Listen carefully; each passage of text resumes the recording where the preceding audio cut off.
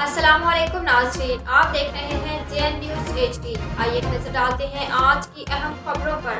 खबर शामिल करते हैं बलूचिस्तान से। ओथल लसबीला में बलूचिस्तान प्रेस क्लब की इफ्तिताह तकरीब मुनक्किद हुई, जिसके मेहमान खसूसी बलूचिस्तान के कदावर सियासी और कबायली शख्सियत जमीयत उलमा इस्लाम के रहनुमा सरदार ज़फ़रुल्लाह गिचकी के दस्ते मुबारक से प्रेस क्लब बलूचिस्तान का इफ्तिताह हुआ।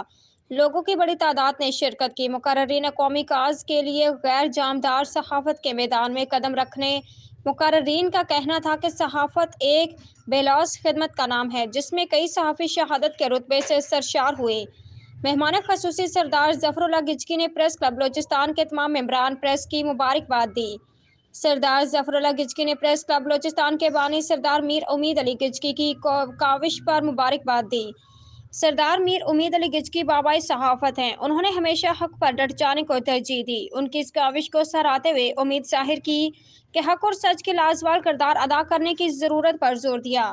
इस मौके पर उन्होंने बलूचिस्तान प्रेस क्लब की इस इक़दाम को सराहते हुए कहा कि बलूचिस्तान प्रेस क्लब अवाम नास के मिसालों का उजागर करेगी, और उन्होंने कहा सहाफ़त अवाम की तीसरी आंख है और प्रेस क्लब की कामयाबी के लिए दुआएं की।